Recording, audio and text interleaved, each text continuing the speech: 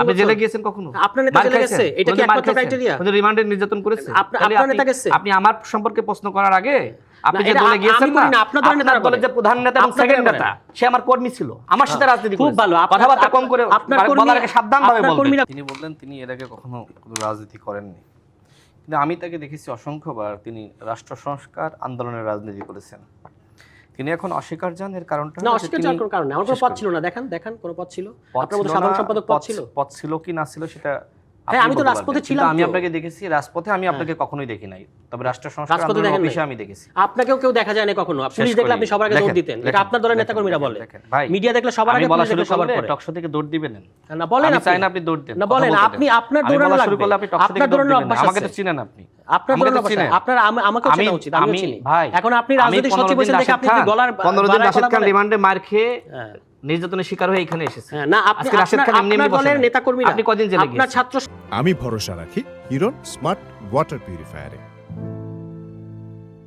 আপনি জেলে গিয়েছেন কখনো? আপনার নেতা জেলে গেছে, এটা কি একমাত্র ক্রাইটেরিয়া? কোন রিমান্ডে নির্যাতন করেছে? আপনার নেতা গেছে? আপনি আমার সম্পর্কে প্রশ্ন করার আগে আপনি যে দলে গিয়েছেন না, আপনার দলের যে প্রধান নেতা এবং সেকেন্ড নেতা সে আমার কর্মী ছিল, আমার সাথে রাজনীতি করেছে। খুব ভালো, কথাবার্তা কম করে বলার আগে সাবধানভাবে বলবেন। কর্মীরা ওদেরকে আমরা হাতে ধরে তৈরি করেছি। ও তাই তো কি আপনারা ফেল করছেন, তারা উঠে মিথ্যা বলছি? আমি আপনারা ফেল করছেন, তারা উঠে আসছে। ফেল করছি মানে কি? আপনাদের আমরা সফল করেছিলাম বলে তারা উঠে আসছে। নেতৃত্ব দেওয়ার সুযোগ পেয়েছে। লজ্জা থাকা উচিত। আপনি এখন বলেন কোন দুনিয়ায় ছিলেন? জীবনে কোনো জেল খাটেন না, মার খাননি, এখন বিশাল বিপ্লবী সেজেছে, তাই না? না, আমি বিপ্লবী ছিলেন না। এই টেলিভিশন হাউসের প্রত্যেক সাংবাদিককে জিজ্ঞেস করেন হুইজ রাশেদ খান। কেন আমার সাংবাদিক জিজ্ঞেস? আমি দেখি আপনি আমার সম্পর্কে আপনাকে আমি দেখি আমার চিনেন না, আপনাকে আমি আমার সাথে করে প্রশ্ন দেখছি। আপনাকে কখনো আমি রাজনীতি পাই নাই তো। 2 দিন হইছে রাজনীতি সচিব হইছেন, এত গলা উচ্চায়েন না। 2 দিন হইছে মাত্র রাজনীতি সচিব হইছেন। আমি কথা বলার সময় আপনি কেন না, আপনি আমার সঙ্গে আপনার কথা বলার সময় আমি কাউন্টার দিয়েছি, আপনি তো শুরু করলেন। আপনি আপনার কথা বলেন, তাই না? ভণ্ডবস্তের কথা বললেন, তো আমি ভণ্ডবস্তের কথা তো শুরু করলাম। রাষ্ট্র সংস্কার আন্দোলন হাসনাত কায়েম সাহেব তো আপনার কাছে একজন খুব ভালো মানুষ ছিল, তার সাথে রাজনীতি কেন করলেন না? তাই না? পাইছেন যে এই যে নাহিদ আসিফরা তারা একটা মানে অভ্যুত্থানের নেতৃত্ব দিয়েছে, ঠিক আছে, এটা তো আমাদের জন্য গর্বের বিষয় যে আমাদের সাথে রাজনীতি করেছে আমাদের সহযোদ্ধারা। আমরা যেটা 18 সালে কোটা আন্দোলন সফল করেছিলাম নুরুল হক নূর সহ আমাদের নেতৃত্বে, ঠিক আমাদের যারা জুনিয়র ছিল, যারা আমাদের সাথে রাজনীতি করেছে, আমরা তো ছাত্র না রে ভাই, আমরা তো জাতীয় রাজনীতি করতাম। আমাদের সেই সহযোদ্ধারা তারা পরবর্তীতে আপনার 24-এর এই কোটা সংস্কার আন্দোলনের নেতৃত্ব দিয়েছে, হাসিনা হত্যাযজ্ঞ শুরু করলে গণঅভ্যুত্থান হয়েছে। এখন আপনি যদি বলেন যে এটা মেটিকুলাস ডিজাইন, তাহলে তো এটা জনগণ আপনাকে বাটপার বলবে। এইটা কোটা সংস্কার আন্দোলনকে কেন্দ্র করে হাসিনা যে সময় হত্যা চালিয়েছে, এই হত্যার প্রতিবাদে রাজনৈতিক দলগুলো, এদেশের জনগণ নেমে আসার কারণে গণ অভ্যুত্থান সংগঠিত হয়েছে। আপনি কি করলেন? আপনি গণ অভ্যুত্থান সফল হওয়ার পরে আপনি নিজেই বলেছেন ডক্টর মোহাম্মদ ইউনূসকে আপনি রাজি করিয়েছেন। এখন আপনি মির্জা ফখরুল ইসলাম আলমগীর সাহেবের কথা বলছেন, তার কি কথা শুনছিলেন? আপনি নাহিদ ইসলাম তিনি শপথ নেওয়ার আগে ঢাকা বিশ্ববিদ্যালয়ের টিএসসিতে এবং যেখানে সাংবাদিকদের অফিস, ঢাকা বিশ্ববিদ্যালয়ের যে আপনার সাংবাদিক সমিতি রয়েছে, সেই অফিসে তিনি প্রেস ব্রিফিং করে বলেছিলেন যে এই সরকার গঠিত হয়েছে বৈষম্য বিরোধী ছাত্র আন্দোলনের 6 সদস্যের লিয়াজু কমিটি, তারা যাচাই বাছাই করে এই সরকার গঠন করেছে, এই উপদেষ্টা পরিষদ গঠন করেছে।